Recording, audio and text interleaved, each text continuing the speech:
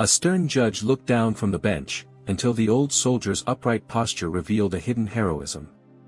Before we begin, share in the comments which city you are watching this video from today.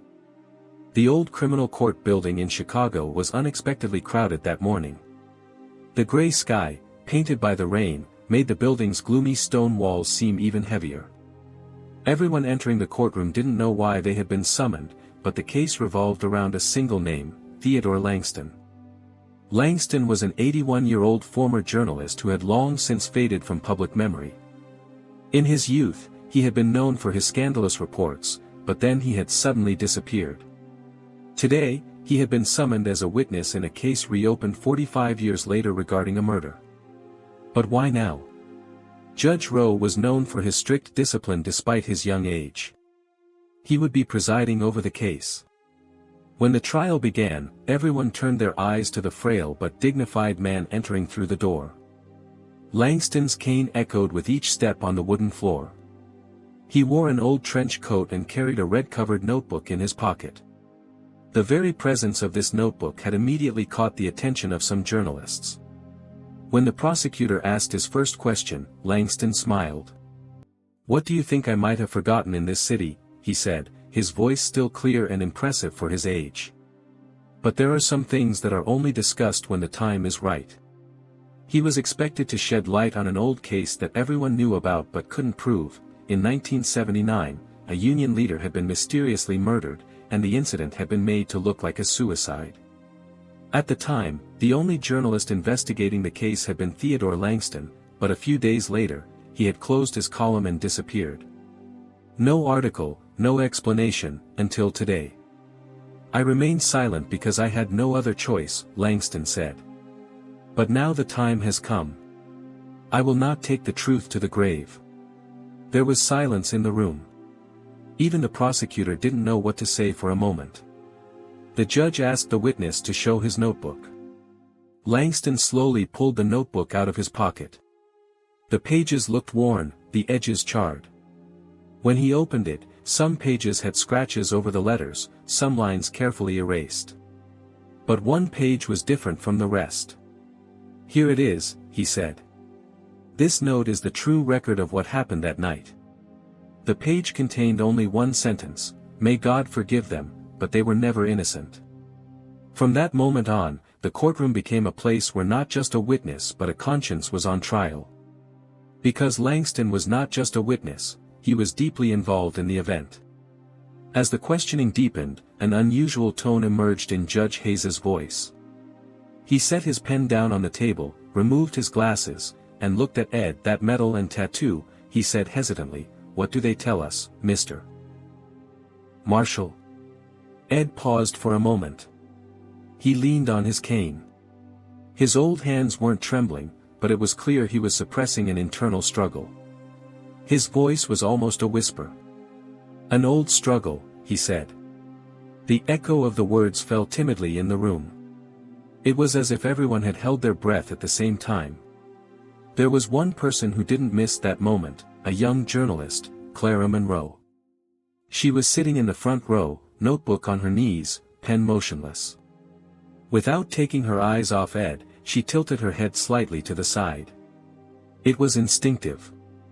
There was a story behind that answer, perhaps a story even bigger than today's case. That night, Clara did not leave the courthouse.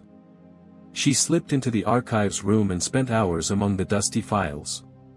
Finally, she found a familiar name in the corner of a yellowed report: Edward Marshall, 1944, France. The report was from World War II. It was a document about the immediate aftermath of the Normandy invasion. There were only a few lines, but they were heavy: "Our unit was under siege. There was no place to escape. However, an officer made his way through the rear of the front lines to reach the position.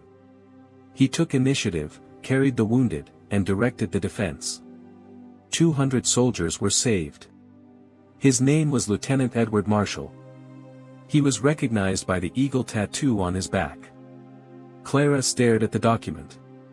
The eagle tattoo. The same tattoo had appeared on Ed's left arm in court, faintly visible beneath his shirt. Her heart raced. Not as a journalist, but as a human being, she knew, this couldn't be a coincidence. The next morning, she waited for Ed in the corridor before the trial began. The man was wearing his old uniform, his collar was neat, and a faded medal hung from his shoulder. He leaned on his cane, gazing at the door of the courtroom of the country he had once guarded. Clara approached, taking a deep breath. "Mr. Marshall," she said, her voice almost a whisper, "that medal. Did you save a battalion in Normandy?" Ed's shoulders rose slightly. Something seemed to pull him back at that moment, but he didn't resist. He tapped his cane on the ground, turned, and looked at Clara. His face was weary, but his eyes still held a passionate fire. "Yes," he said. His voice was soft as the wind, but there was thunder in it. But that heroism was overshadowed by justice. Clara swallowed. A mixture of thoughtfulness and admiration settled on her face. Were you that lieutenant?" she whispered. Ed did not answer. He merely bowed his head and looked toward the courtroom. The answer lay in the silence. At that very moment, the atmosphere in the room shifted. It was as though everyone had fallen silent in respect for this man's past. The whispers of the audience ceased. The prosecutor dropped his pen. Even the judge sat up a little straighter in his chair. Because now this trial was not just about one man's guilt, but also about the heroism that a nation had forgotten. And Clara did not write anything in her notebook. Because some stories are only told in silence. Clara had noticed Ed Marshall's calm and dignified demeanor in court from the very first day. Unlike the other witnesses, he did not hesitate or give vague answers to questions. It was as if every word had been measured, weighed, and refined over time. Every glance, every posture. It was as if he were still in the midst of a battle. Clara sensed that there was an unsolved mystery in this old man's past. After the hearing, she approached the court clerk. The curiosity on her face was impossible to hide. "What do you know about Mr. Marshall?" she asked, lowering her voice. The clerk paused briefly before answering. "Edward Marshall. He's a retired soldier. He's usually quiet. But did you notice his demeanor? Sometimes there's a moment when it feels like he's in a war headquarters instead of a courtroom." Clara recounted the eagle tattoo she had noticed the previous day in Ed's story. How he had returned the medal, his silence, and the clues he had given about his past. The clerk's eyes widened in surprise. "An eagle tattoo? Are you sure?" Clara shook her head slowly. The clerk leaned in slightly and whispered. "A few years ago, I heard a rumor. An important document had gone missing. No one could find it. One morning, it had been returned to its place without a trace. That day, Ed had stayed in the archives until dawn. But no one could figure out how he did it." This conversation left a deep impression on Clara's mind. As she walked home, a single question kept circling in her head: who was this man really? That night, she went down to the archives. The historical records section of the city's central library was filled with dusty folders. Old-fashioned microfilm readers, yellowed documents, newspaper clippings. Clara's fingers slowly traced the edges of the pages, following the trail of a truth. Reports on World War II, military records, classified documents. They were all like pieces of a puzzle. Then she stumbled upon a file. 1944, after the Normandy landings. A battalion from the Allied forces had been trapped under enemy fire. Communication was cut off, and help couldn't reach them. According to the file, a lieutenant had disobeyed orders, charging forward and guiding 200 soldiers retreating under heavy fire. A critical maneuver that saved their lives. And that name, Lieutenant Edward Marshall. Clara's eyes filled with tears. Her heart began to pound loudly in the library's silence. This was her Ed. The old man walking slowly with his cane in the courtroom, hiding his identity, not speaking of his past. There was a hero within him. But why was he silent? Why was he so humble? And why was he now at the center of a trial? A new question arose in Clara's mind. Was this man, hiding in the shadow of justice, truly the defendant? Or was he silently protecting someone once again? That night, Clara couldn't sleep. As she pieced together the fragments of a life lost between the pages, she began to understand not just a soldier, but also the inner world of a man. Fear, duty, losses, and perhaps conscience. The reason Ed stood tall in the courtroom might have been a reflection of the burdens he had carried on his shoulders in the past. Clara brought Ed's story to the courtroom with great care and respect. Ed, who had once been seen as just an old man, suddenly found himself at the center of everyone's attention.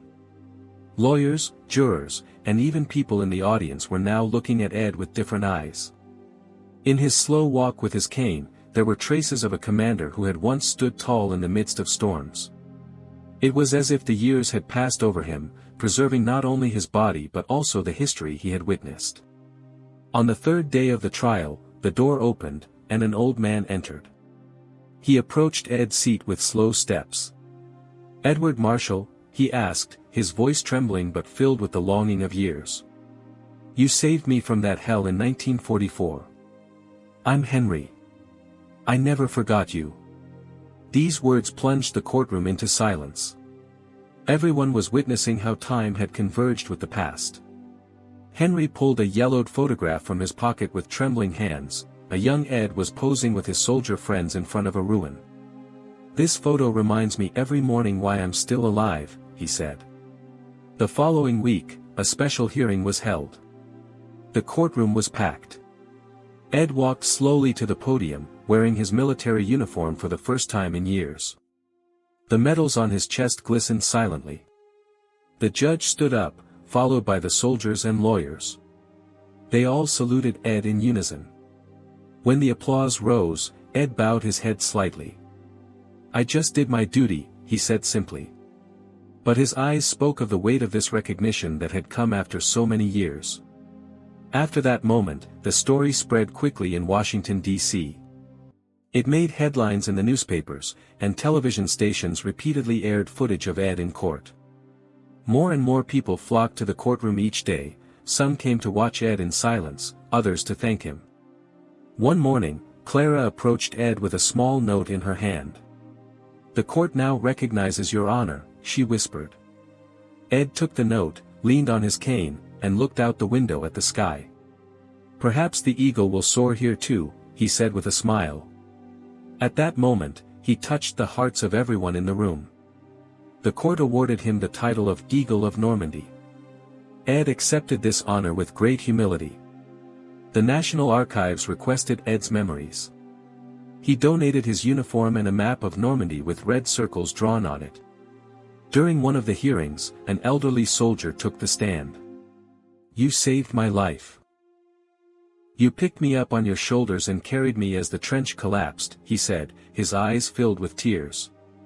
Ed bowed his head. Perhaps for the first time, he did not hold back his tears that day.